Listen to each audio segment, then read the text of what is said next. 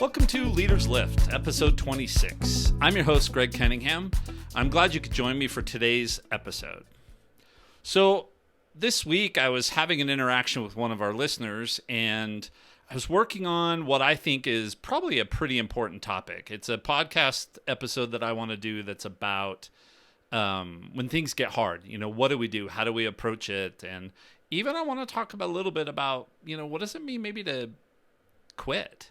And not like that, but anyway, so you'll see. I think that one will come out next week. But I was struggling to bring this all together, and I was having this conversation with her, and she gave me some great ideas. And that interaction made me realize that while I've been focusing a ton on how we can lift others as leaders and lift ourselves, there's a key component that I haven't really talked about, and that is giving others the opportunity to lift us.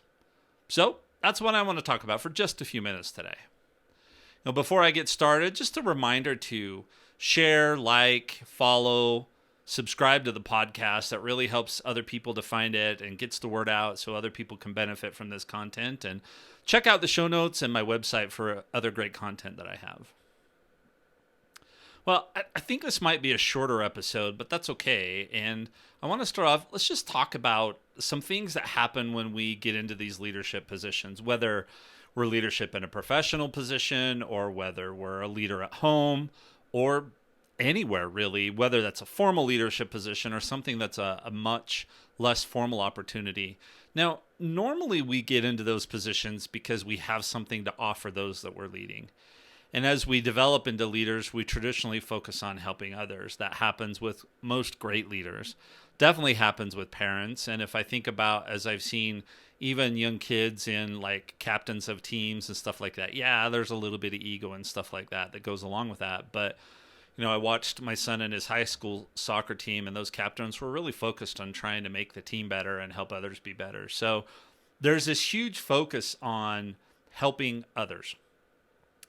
And then as leaders, we're also taught that we don't want to have those big egos, so we can't make being the leader about us as the leader. We need to make it about those that we lead. And so we're taught to focus on all of those needs of others, what they need, and we tend to want to set aside our own needs.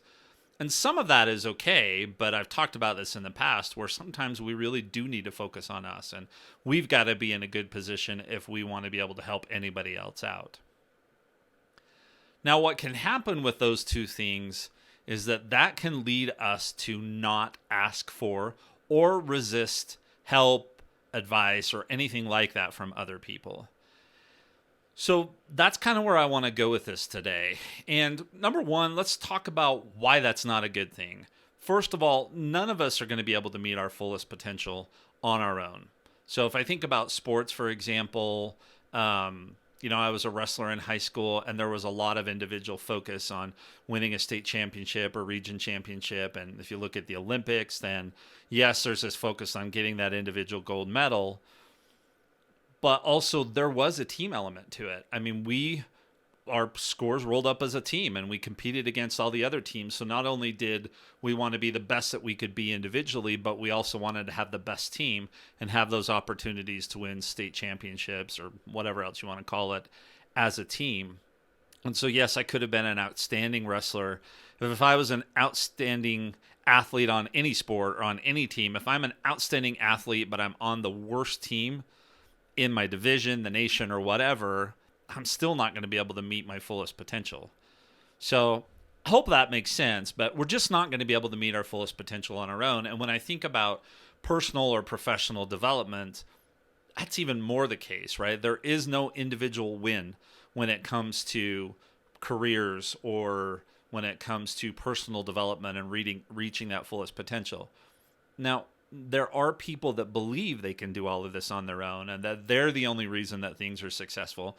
And we've seen some really interesting, not good, but interesting examples of this in the business world. We can see some going on right now where people just do things because they want to do it and they think they know best, and it doesn't matter who they step on or have to go around or, whatever it takes. They can do this on their own. They don't need anybody else's help. And whether they want to admit it or not, that's just not the case. We all need others in our lives that are going to help us to meet our fullest potential.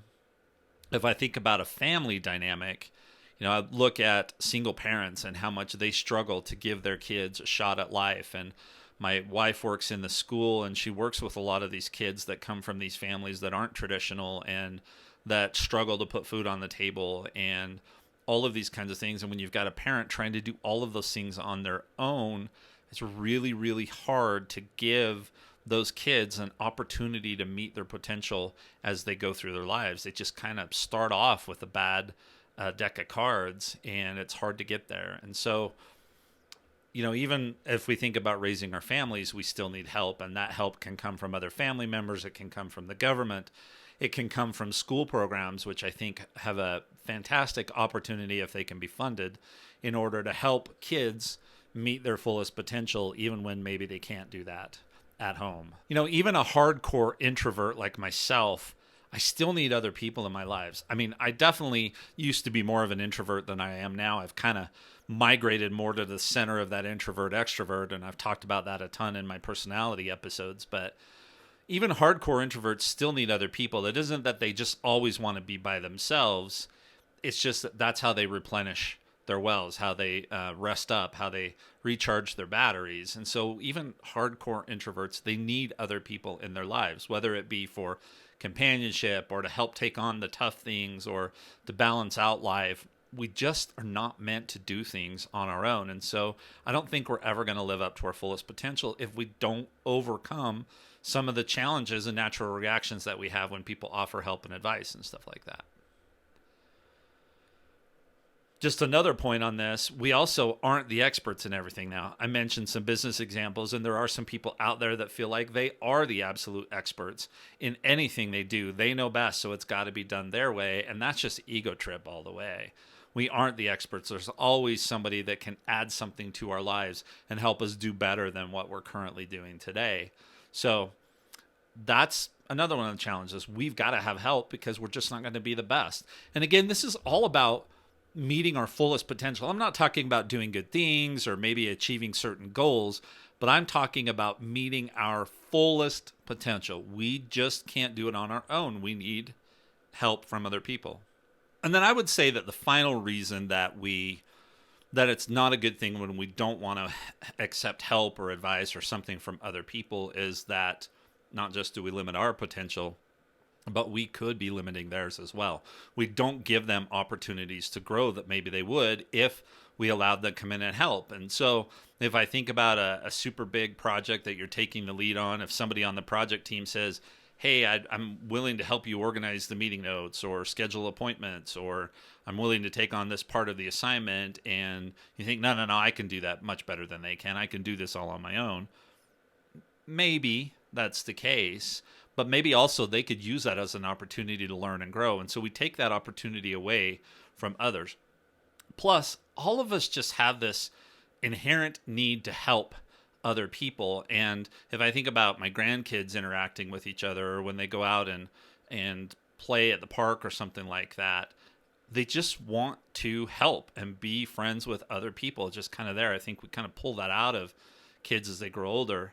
I remember I took my grandkids to the park one day, and we were just going to play, and I had grabbed Wendy's or something like that, and we went and sat down, and before you knew it, there was another little girl that was about the same age as my granddaughter sitting there and sharing our food and talking to my grandkids, and I had no idea who she was. And so that's just kind of the way kids are. They're just kind of inherently want to be a part of something and help each other and be friends and all of those kinds of things. So we have that need, and so do other people. And when we don't accept their help, we're not letting them exercise kind of that innate desire that they have to help other people learn and grow as well. And maybe you're preventing them from developing some of these leadership skills that we've been talking about.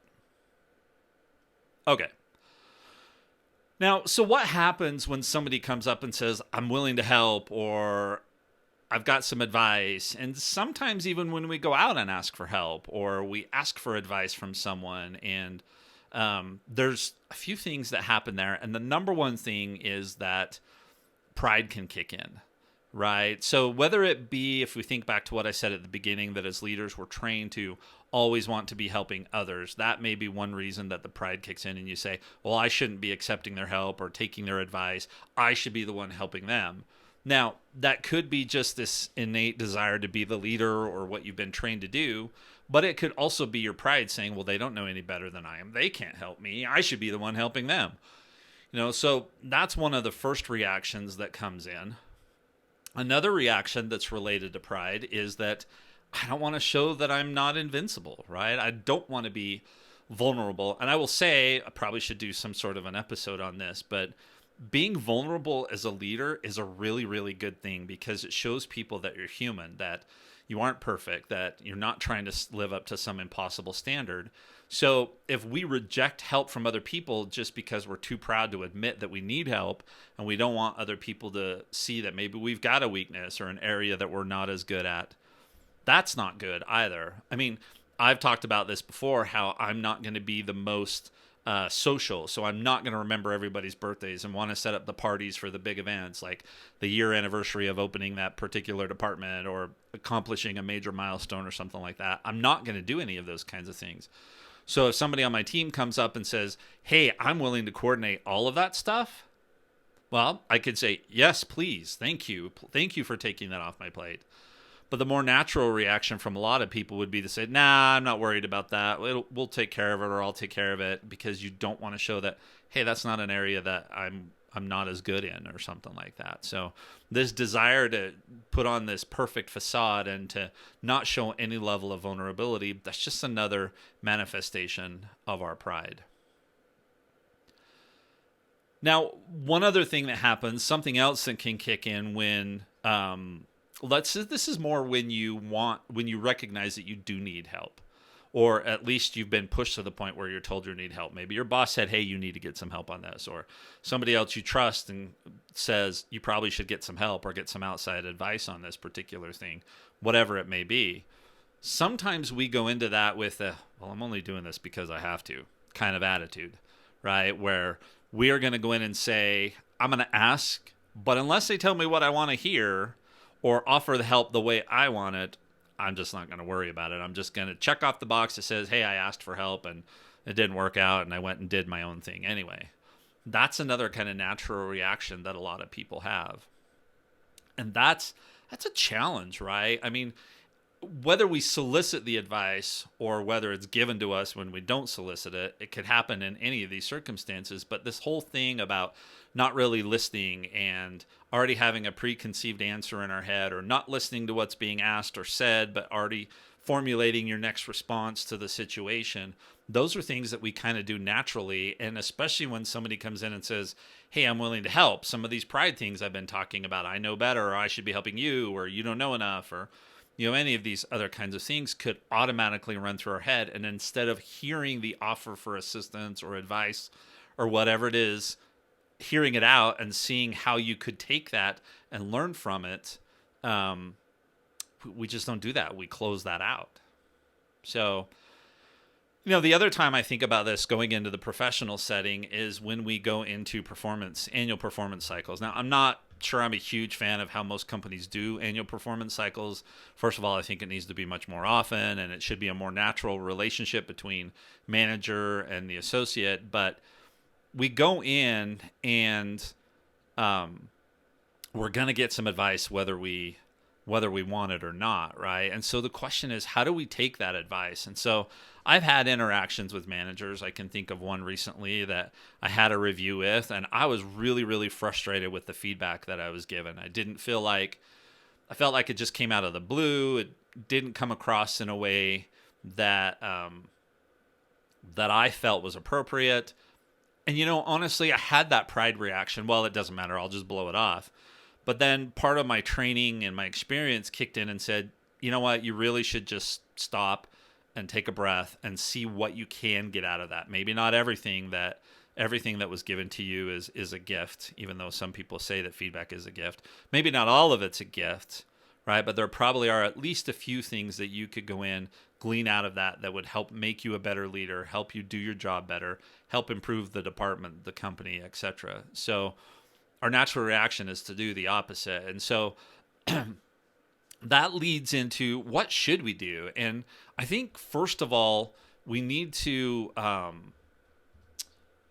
set our mind straight and how do I want to put this? Set our mind straight and be open-minded, I guess is, I don't know, that doesn't make a whole lot of sense, but be willing to listen, right? Or be willing to take the information, and be willing to openly and honestly at least consider the request to help you, right? The offer of assistance.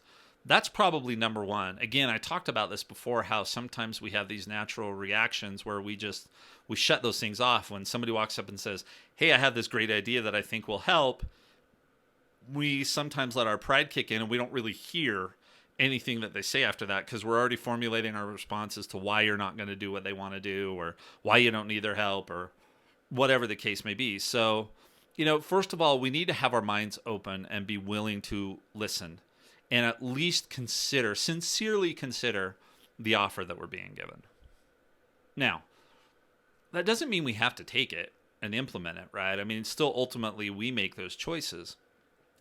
But no matter what it is, we can still express gratitude for a willingness to help, or sometimes gratitude for the courage it took somebody to bring something forward. And, I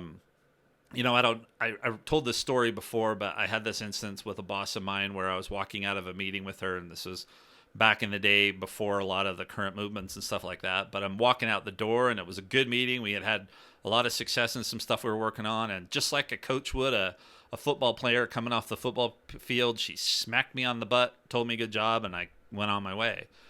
Well, that was a little bit uncomfortable, and so I had to go in and I had to talk to her about that. And now this, I wasn't offering to help her, I wasn't giving her advice, but it's something where I had to go in and talk to her about that. And when I did, I still remember her saying, thank you for coming to me, right? Thank you for letting me know that bothered you, because I think in today's day and age, I think that would have gone straight to HR, right? And it would have been something that ended up being much, much larger than what it really needed to be.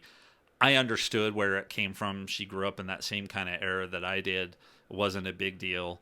And I didn't take it as a big deal. I didn't take it as I was being harassed, but it was still uncomfortable. And so that's how I shared that with her. And she thanked me for doing that. So no matter what advice we get, no matter what feedback we get, good, bad, or whatever, we do have the opportunity to go in and say, thank you. Thank you for being willing to talk to me. Thank you for being willing to help me improve, grow, all of those kinds of things. And again, that doesn't matter if you actually take that advice or if you don't, or you follow what they said or not, or you really let them dive in and help you or not. Any way you look at it, you can still be thankful and express that gratitude to them. Now, the other thing that you need to do is, when I talked about being open and then expressing gratitude, and that sincere evaluation of the advice, the feedback, or the offer for assistance. Now, what I mean by that, let's start with advice or feedback. So if I think again about the performance review, right? Even if you don't agree with a whole bunch of the things that are in there, in most cases, now sometimes managers and employees just don't get along and it's not going to be good. But in most cases, you can still go in and you can find at least something that you can say, yeah, I may not agree with 98%, but this 2%, actually, I think I could work on that. And that would make a difference and help me be a better employee or improve my relationship with my manager, whatever it is, right?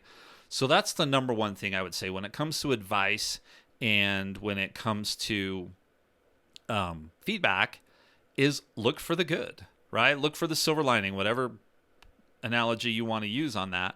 Look for those things that you can take out of it that really are useful, that can help you get to where you want to go.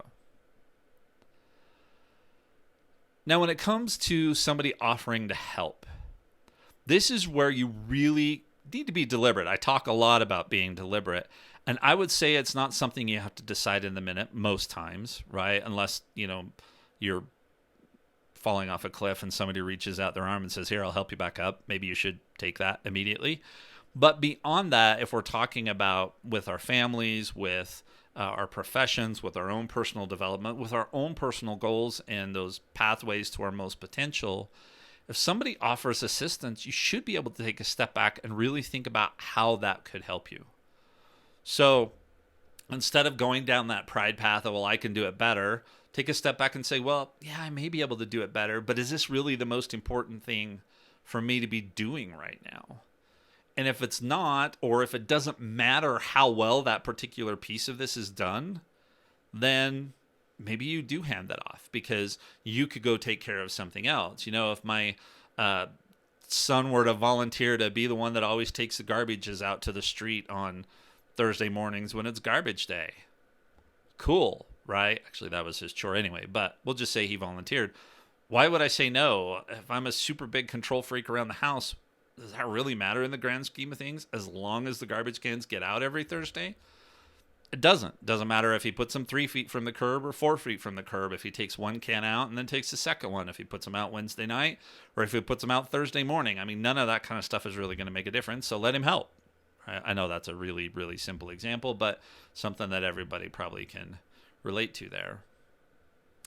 And then, if you think about this stuff too, put back on the leader hat that things aren't about you and say, okay, yeah, I could do this, but is this really an opportunity for this person to learn and grow, right?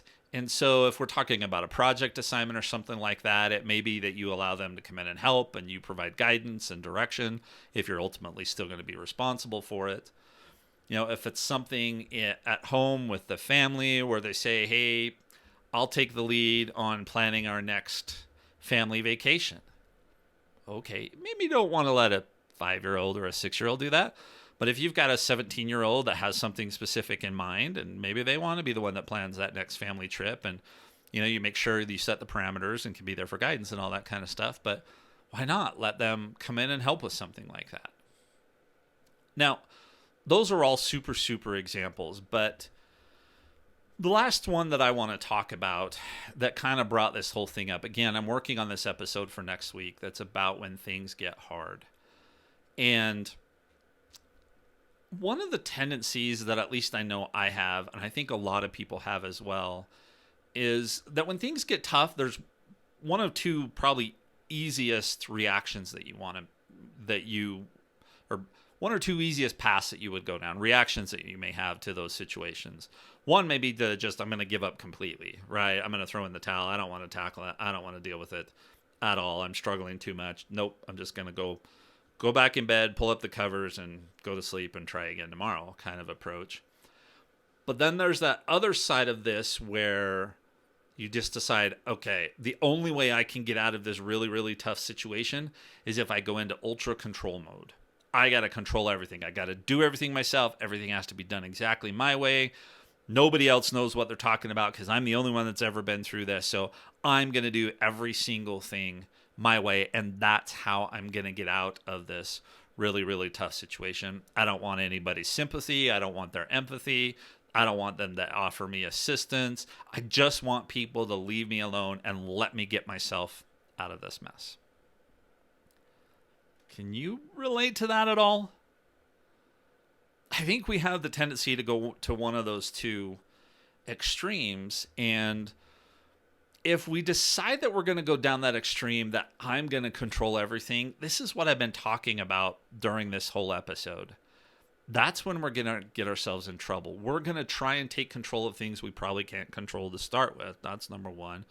Two, we're going to be focused on anything and everything that comes up. So who knows if we're even going to be focusing on the things that are the absolute most important. And I think, honestly, if we take that path, we're just going to continue to dig ourselves in deeper and deeper and deeper. So think about any tough situation that you've had in your life, or maybe you're going through one right now where everything just seems to be piled on, and think about, if someone came up and offered me help, how would I react? Am I in that I'm the control freak and I'm going to do everything my way, so just leave me alone mode? Or can I take a step back, look at what they're offering to do some of that deliberate analysis? How important is it that I do it versus somebody else? Does it really matter how well it's done? How important is it at all? Will this help me move forward down the path and get out of this tough situation that I'm in? can we pause our own natural reactions that say, I don't need anybody else's help, and actually allow somebody else in? Allow them to help us. Allow them to help us learn and grow and move forward.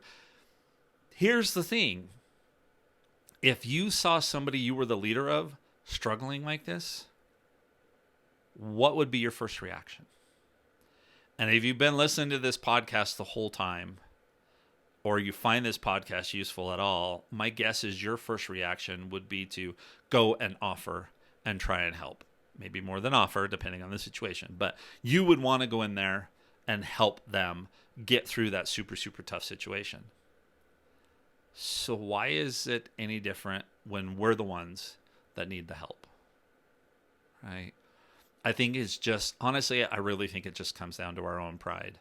Right? We don't want to admit, we don't want to show weaknesses. We know that we're supposed to be the ones helping other people, but that just doesn't make sense all the time, right? If our well's completely drained, we need help getting it refilled, or we need help continuing to move forward because it's empty. If we're just struggling with something, maybe we need an outside perspective. So we've got to work on overcoming those natural reactions of pride that push away the help. And then finally, I also think we've got to get good at asking for help. And when we ask for help, being open to how we're going to get that help, or who's going to help us, and what direction it's going to take us. And because sometimes I also think we're going to ask for help, but we want the help we want, not the help somebody else is willing to get. But I think we've got to first and foremost overcome that barrier where we can't go to someone and say, hey, I'm just really, really stuck, and I could use a different perspective, or I could use your help, or I could use some advice in this particular situation. I know I've thought a lot about this since my mom passed away a couple of months ago, and I've thought about all these times when I didn't realize that that's what I was doing with her, as I was going to her and saying, hey, I've got this situation. I just need a sounding board. I just need somebody that's going to listen, and if you have some advice, tell me what you think, and who's not going to be offended by how I approach things, who's not going to judge what I'm doing, and who's not going to be upset if I don't or can't take the advice, and who also is not going to worry if they don't have the advice to give, but they know I just needed to hear that, someone to hear me. And that's a lot of what I used my mom for when I would call and talk to her. So I do miss that. I hope everybody can find someone like that in their lives, someone that you can go to and just have those conversations.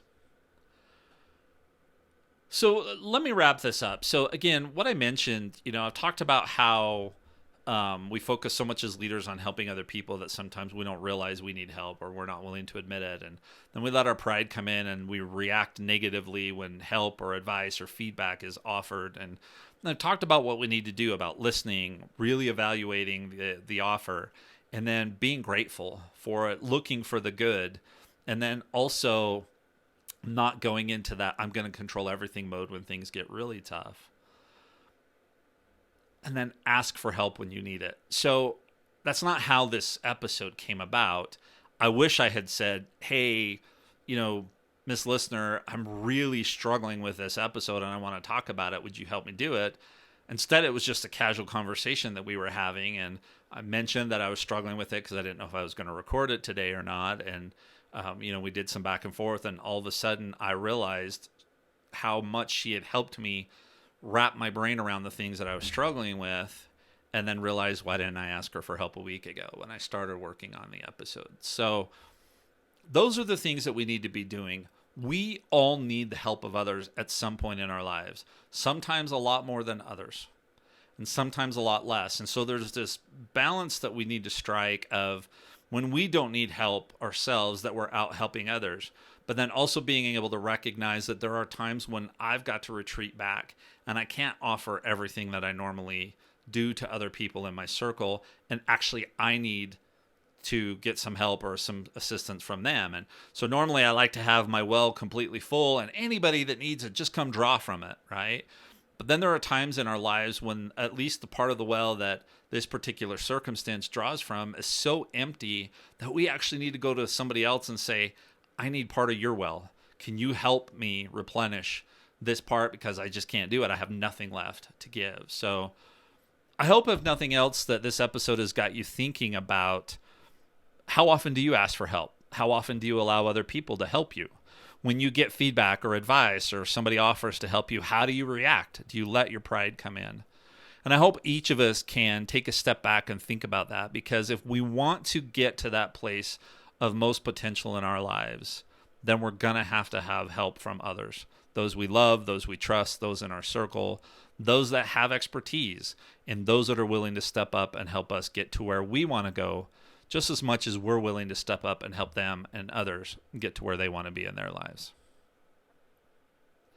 Well, that's it for today. Thanks for joining me for this episode.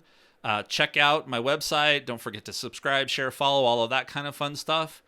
And this time, I'll close a little different. Until next episode, watch for those opportunities to allow somebody else to help you and see how much of a difference that makes in your life and theirs. Thanks for listening. Bye.